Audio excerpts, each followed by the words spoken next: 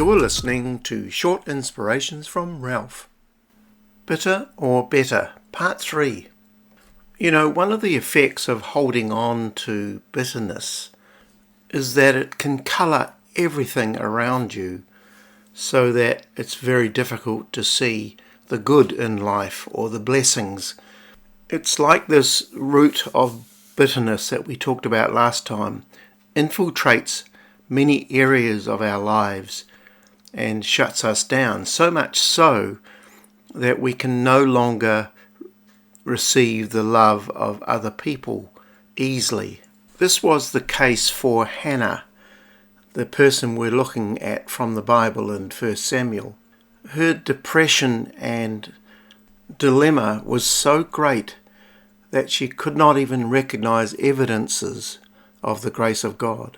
Hannah had no children, but she had a husband who loved her dearly and beyond his love for his other wife.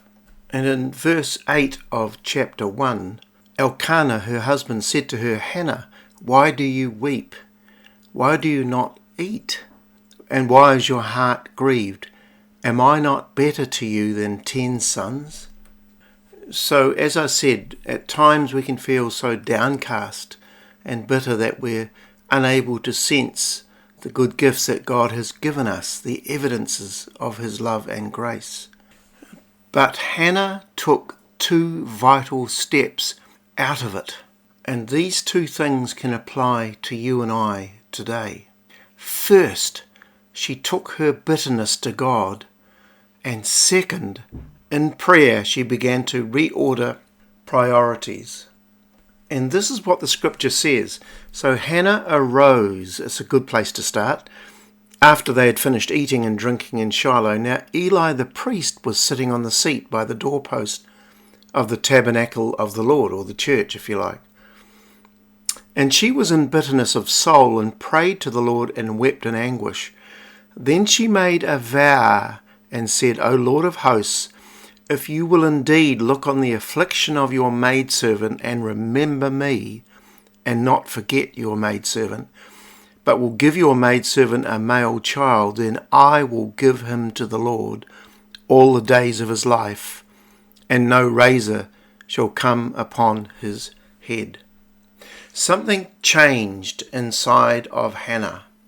Something switched that was born out of bitter desperation.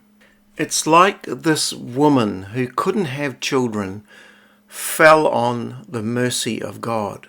She went into the tabernacle. She prayed a prayer of self-sacrifice. She no longer wanted a child just for herself. She began to look beyond her own needs and to see the good that having a child might do for others. And this was the turning point in this whole episode.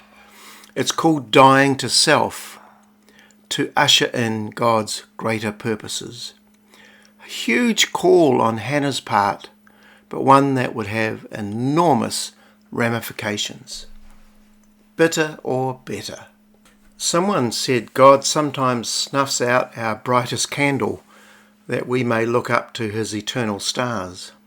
Some call this the death of a vision, if you like, and can trace the walk of many biblical men and women of God who had a dream or ambition in life that they had to die to in order to have God resurrect it His way.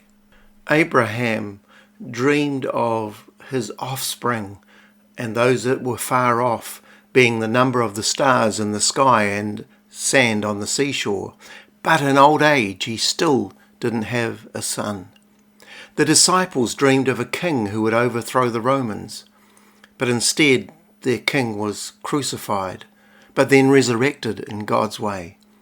Moses led a nation to the promised land, but didn't get there himself. He had 40 years of wandering with the children of Israel, but the next generation saw the land. Joseph dreamed of leading a nation and being a king, but he ended up in prison, falsely accused. God did it His way.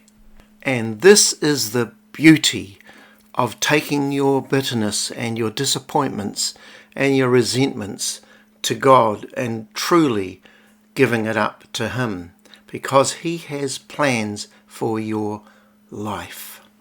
After Hannah had been to Eli the priest, he blessed her, and Hannah went away with a very strange assurance. We read that she ate and her face was no longer downcast in verse 18. This is before she conceived. But the prayer of Hannah's was answered. She conceived and bore a child who she named Samuel. Now listen to this. He was a child who would grow up to become one of the most significant prophets and characters of all biblical characters. Wow. God bless you today.